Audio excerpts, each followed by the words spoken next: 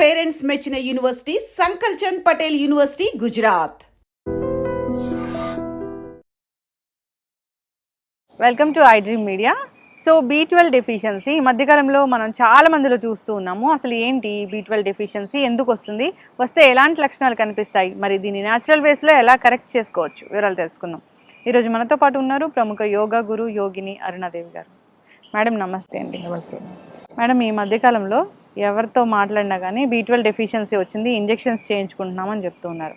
అసలు ఎందుకు ఈ B12 డెఫిషియన్సీ అనేది వస్తుంది, వస్తే మనకి ఎలాంటి లక్షణాలు కనిపిస్తాయి, న్యాచురల్ వేస్ ఉన్నాయి దీన్ని కరెక్ట్ చేయడానికి? ఫుడ్ వల్లనే మనం ఇది డెఫిషియన్సీని మనం కంట్రోల్ చేసుకోవచ్చు. ఎందుకు వస్తుంది అనడానికి చాలా కారణాలు ఉంటాయి. B12 డెఫిషియన్సీ మెయిన్ ఇప్పుడు ఎందుకు వస్తుంది అని చెప్పడానికి కారణం ఏంటి అంటే పిచ్చి రకరకాల డైట్లు తింటున్నారు కాబట్టి. B12 ఎక్కువగా అసలు యాక్చువల్లీ నాన్ వెజిటేరియన్ వాళ్ళకి B12 డెఫిషియన్సీ ఉండకూడదు. ఎందుకంటే ఎగ్లో కానీ ఫిష్లో కానీ చికెన్లో మీట్లో అన్నిట్లో B12 వాళ్ళకి బాగుంటుంది. వెజిటేరియన్ తినే వాళ్ళకి వెజిటేరియన్స్కి అయితే B12 డెఫిషియన్సీ అనేది వస్తుంది అనేది మనకి తెలుసు. కానీ నాన్ వెజ్ తినే వాళ్ళకి అసలు B12 డెఫిషియన్సీ ఉండకూడదు. కానీ ఇవాళ రకరకాల డైట్లు చేస్తూ ప్రోటీన్ డైట్ అని రోజు నాన్ వెజ్ తినే వాళ్ళకు కూడా B12 డెఫిషియన్సీ ఉంది. అంటే ఇక్కడ డెఫిషియన్సీ వచ్చిన తర్వాత మనం తీసుకోవాల్సిన ఫుడ్ B12 ఎందులో ఉంటుంది ఎక్కువ అంటే పొట్టులో ఉంటుంది, పొట్టు ఫైబర్లో. అలాగే ఇప్పుడు రైస్ పాలిష్ చేసేస్తాం కదా, మొత్తం పాలిష్ చేసి తింటున్నాం, పైన పొట్టు అంతా పాలిష్ చేసి తింటాం రైస్. B12 చాలా తొందరగా రావాలి అని అంటే ఆ పైన పొట్టు ఉంది కదా, మనం మిల్లుకి వెళ్తే రైస్ మిల్లుకి వెళ్తే రెండు ఇస్తారు. ఒకటి ఊక అంటారు, ఊక అంటే మొత్తం పొట్టు, అది బయటకు వచ్చేసి పెద్ద పెద్ద రాసులు ఉంటాయి చూడండి రైస్ మిల్. అది కాకుండా ఇంకొకటి ఉంటుంది అన్నమాట, చుట్టూ అంటారు.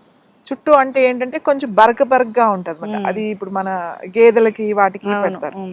ఇంకోటి ఏంటిది, ఇంకోటి సన్నగా ఫైన్ పౌడర్ వస్తుంది, అదేంటి తౌడు అంటారు. తౌడు కూడా ఆవులకి మామూలుగా గేదెలకి అన్నిటికీ పెడతారు. తౌడు కూడా కమ్మగా ఉంటుంది. ఫ్రెష్ తౌడు, మనకు ఫ్రెష్ తౌడు కనుక తెచ్చుకుంటే మనం మినపసున్నుండల్లాగానే అవి చక్కగా నెయ్యి వేసుకుని చుట్టుకుంటే చాలా టేస్ట్గా ఉంటాయి. కాకపోతే అది ఎక్కువ రోజులు ఉండదు, తొందరగా పాడైపోతుంది, నిల్వ ఉండదు, ఫ్రిడ్జ్లో పెట్టుకోవాలన్నమాట. ఆ తౌడు అనే దాంట్లో B12 చాలా ఎక్కువగా ఉంటుంది.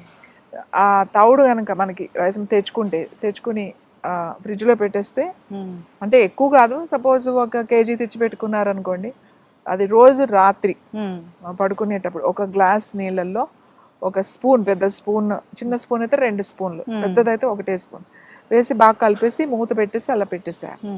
మార్నింగ్కి అదంతా బాగా వాటర్లోకి అబ్జర్వ్ అవుతుంది. తర్వాత వడపోసేసారు, ఆ వడపోసేసి అలానే తాగొచ్చు. ఒకవేళ మా వల్ల కాదు, అలా తాగలేకపోతున్నాము అని అంటే కొంచెం ఏదైనా లెమన్, కొంచెం ఏదైనా హనీ లాంటిది కొద్దిగా, ఎక్కువ మోతాదులో కాదు, కొంచెం కలుపుకుని తాగలేకపోతే కొంచెం కలుపుకుని తాగొచ్చు. లేదా పౌడర్ అనేది లోపలికి వెళ్ళదు, పౌడర్ మనం వాటర్ ఒకటే, ఇదంతా కూడా ఆ తౌడులో ఉన్నదంతా విటమిన్ అంతా కూడా మనకి వాటర్ లోకి వచ్చేస్తుంది. అది వడపోసేసి తీసేయడమే ఆ పొట్టి వాటర్లోనే కొంచెం నిమ్మకాయ, కొంచెం తేనె, లేదు అంటే వట్టి వాటర్ తాగేసేయండి పొద్దున్నే మార్నింగ్. ఇలా మీరు కొన్ని రోజులు కనుక చేశారు అంటే 40 రోజులు చేసి ఆపేసేయండి, మరి ఎప్పుడు చేయక్కర్లేదు. మీకు కావలసినంత B12 వస్తుంది. అంటే నేను వెజిటేరియన్ వైపు చెప్తున్నా. తర్వాత ఏంటంటే బాగా B12 ఉండేది జున్ను ఇష్టమైన వాళ్ళు చక్కగా కనుక దొరికితే, జున్ను అంటే ఇప్పుడు దొరికే ఆర్టిఫిషియల్ పౌడర్లు అయ్యి కాదు, మనకి ఊళ్ళల్లో ఉంటే ఎవరో ఒకళ్ళకి జున్ను వస్తుంది. మనం ఇప్పుడు అలాగే డైరీ ఫార్మ్స్ ఉన్నాయి కదండి, వాళ్ళు చెప్తే వాళ్ళు ఖచ్చితంగా వాళ్ళు మనకి ఆ మిల్క్ ఇస్తారు. దాంట్లో మరీ ఎక్కువ షుగరు అది వేసుకోకుండా ఏదైనా మంచి బెల్లం, కొంచెం తక్కువ బెల్లం కూడా తక్కువ క్వాంటిటీలో వేసుకుని మీరు జున్ను వండుకుని కనుక తింటే మంచి B12 వస్తుంది. కనీసం వారానికి B12 తక్కువ ఉన్న వాళ్ళకి వారానికి 1-2 సార్లు ఉన్న కొంచెం 1 కప్పు జున్నులో బాగా ఉంటుంది B12. తర్వాత సోయా ప్రొడక్ట్స్లో కూడా B12 ఉంటుంది. అంటే అది తింటే మాకు పడుతుంది అని అనుకుంటే సోయా ప్రొడక్ట్స్ కూడా మంచిదే. ఇంకొకటి పన్నీర్లో కూడా ఉంటుంది. పాలు తాగే వాళ్ళ మంచి పాలు దొరికితే పాలల్లో కూడా B12 ఉంటుంది. B12 చాలా సింపుల్గానే మనకు దొరుకుతుంది ఫుడ్లో. ఇప్పుడు ఇంతకుముందు ఆ డెఫిషియన్సీలు లేవు, ఎందుకంటే విలేజ్ అవును, వాతావరణంలో ఈ పెరిగే మధ్య వాళ్ళు కాలంలో మన డెఫిషియన్సీ మనకి సిటీలో కూడా పాలు పోసేవాళ్ళు డబ్బాలో తీసుకొచ్చి పాలు పోసేవాళ్ళు, ఎప్పుడైనా ఇంత జున్ను పాలు కూడా అమ్మేవాళ్ళు, జున్ను పాలు కూడా తీసుకునేవాళ్ళు, తింటారు. ఇప్పుడు అసలు పిల్లలు జున్ను ఏదో ఫంక్షన్లో పెట్టడం తప్ప ఇప్పుడు ఇంట్లో అంటే అది జున్ను కూడా తినడం మంచి జున్ను కాదు. ఇప్పుడు అది కూడా ఏదో కలుపుతారు అందులో. ఇప్పుడు మంచి జున్ను అంటే మనకి అట్లా ఆవు కానీ గేదె కానీ ఏదైనా ఈనిన తర్వాత వచ్చే జున్ను చాలా బాగా మంచి B12 ఉంటుంది. సో షుగర్ ఉన్న వాళ్ళు అయితే కొంచెం అది స్వీట్ కూడా వేసుకోకుండా పాలు కలిపి నేను వండుకుని తినొచ్చు. ఓకే, అంటే కొంచెం చప్పగా ఉంటుంది అంతే. దాంట్లో షుగరు బెల్లం కానీ ఏమి వేయకుండా మీరు కొంచెము అది తినొచ్చు. సో ఇది ఇంకా ఏంటి అని అంటే ఖర్జూరము మెత్తగా, ఇప్పుడు ఖర్జూర సిరప్ అలాంటిది దొరుకుతుంది కదా, ఒకవేళ దాన్ని చేసుకున్న అట్లాంటిది ఏదైనా అది కూడా మంచిది అయితేనే. అన్నిట్లో కూడా షుగర్ బెల్లం కలిపేస్తారు, అది నిల్వ ఉండడానికి ఎలాగో దాంట్లో కెమికల్స్ కలుపుతారు. సో మీరు అది తినొచ్చు. అది షుగర్ ఉన్న వాళ్ళు కూడా వితౌట్ స్వీట్ అది కొంచెం వేసుకుని తినొచ్చు. సో ఇవన్నీ కూడా మనకి B12 వచ్చే పదార్థాలు. అలాగే ఆకుకూరల్లో కూడా ఉంటుంది B12, ముఖ్యంగా మునగాకులో ఉంటుంది. మునగాకులో చాలా ఉంటాయి. అసలు రోజు మునగాకు పౌడర్ తినమని నేను చెప్తా. మునగాకు పొడి, ఇప్పుడు మనం కారపొడి, కందిపొడి అలా పొడిలు చేసుకుని తింటాం కదా ఇడ్లీలోనో అన్నంలోనో, అలానే మునగాకు పొడి చేసుకోండి. మునగాకు పొడి రోజు ఒక పౌడరు, రోజు ముందు కొన్ని తిన్న దానిలో అన్నంలో కొంచెం అంత ఒక స్పూన్ వేసుకుని కొద్దిగా నెయ్యి వేసుకుని కలుపుకుని తిన్నారనుకోండి, మంచి చాలా చాలా మంచిది. ఐరన్ ఉంటుంది దాంట్లో. అసలు దాంట్లో ఒక 200 రకాలు ఉన్నాయి. మీ జుట్టు ఉడదు, మీ స్కిన్ బాగుంటుంది, మీ కళ్ళు బాగుంటుంది, కళ్ళకి చాలా మంచిది, బోన్స్కి చాలా మంచిది, B12 వస్తుంది, విటమిన్ E వస్తుంది, K వస్తుంది, A వస్తుంది, అన్నీ వస్తాయి అందులో. అందుకని అది చక్కగా ఎండు మిరపకాయలు అవి ధనియాలు కొంచెం జీలకర్ర అవి ఫ్రై చేసేసుకుని ఏముంది పొడి చేసేసుకుని పెట్టుకోవచ్చు, కొద్దిగా వేసుకుని అలా తినొచ్చు. లేదు ఒట్టిగా పౌడర్ మనం ఇంట్లో చేసి పెట్టుకుని ఏదైనా కూరల్లో వేసుకోవచ్చు. కూరలు వండుతాం కదా లాస్ట్లో కొంచెం పౌడర్ వేసేయచ్చు, అలా కూడా చేసుకోవచ్చు. కారపొడి అయితే అందరూ తింటారు, ఇష్టంగా తింటారు కారపొడి లాగా చేస్తే. అలాగే తోటకూరలో ఉంటుంది, తర్వాత ఆకుకూరలు గ్రీన్స్లో కూడా ఉంటుంది. ముఖ్యంగా ఎక్కువ నాన్ వెజ్ తినే వాళ్ళకి B12 డెఫిషియన్సీ ఉండకూడదు. B12 డెఫిషియన్సీ కూడా నాన్ వెజ్ తింటే, మరి ఇంత ప్రోటీన్ తిని ఇంత నాన్ వెజ్ తినే వాళ్ళకి కూడా B12 డెఫిషియన్సీ ఎందుకు వస్తుంది అనేది ఆలోచించాలి ఫస్ట్.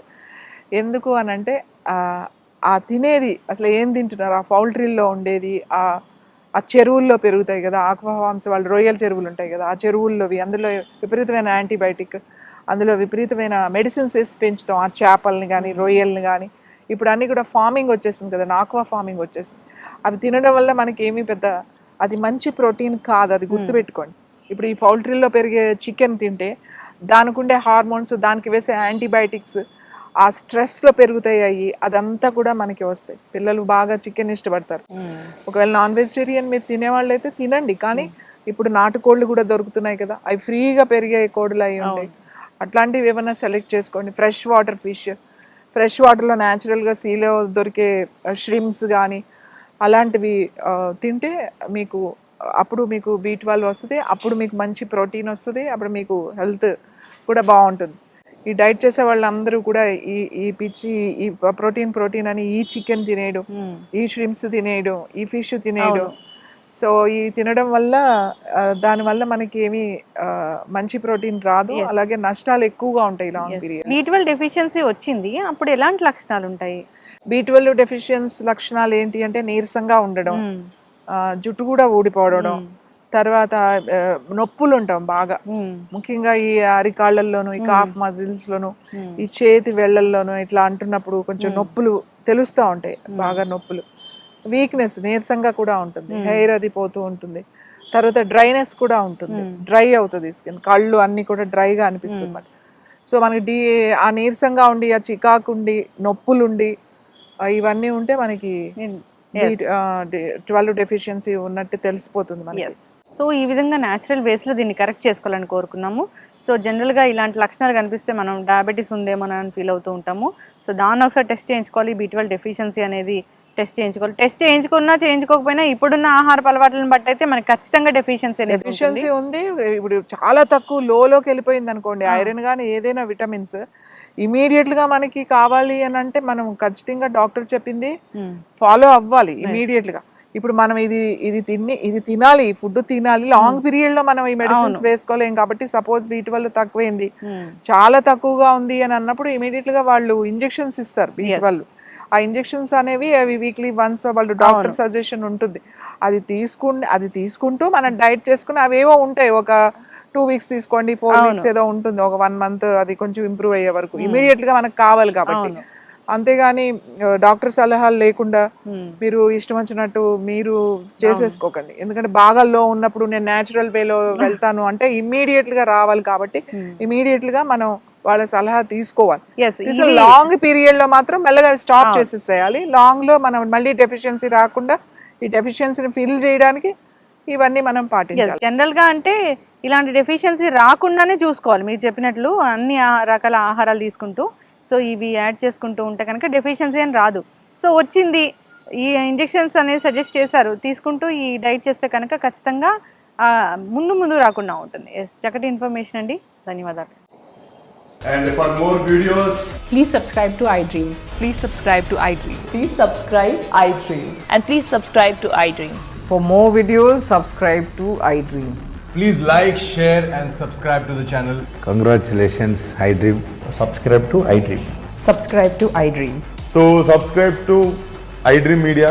iDream team అందరికి huge congratulations. Please subscribe iDream Media. Please subscribe to iDream. Subscribe iDream. Please subscribe to iDream. iDream అంటే నా కళల ఛానల్ను సబ్స్క్రైబ్ చేసుకున్న నోరు తిరుగుతలేదు, మీరైతే గంట గుర్తు కొట్టండి. For more such videos, please subscribe to iDream. Subscribe to iDream. Please subscribe to iDream. Please subscribe iDream Media. Please do subscribe to iDream. Please subscribe to iDream Media. For best entertainment and information, please subscribe iDream. And don't forget to subscribe to iDream.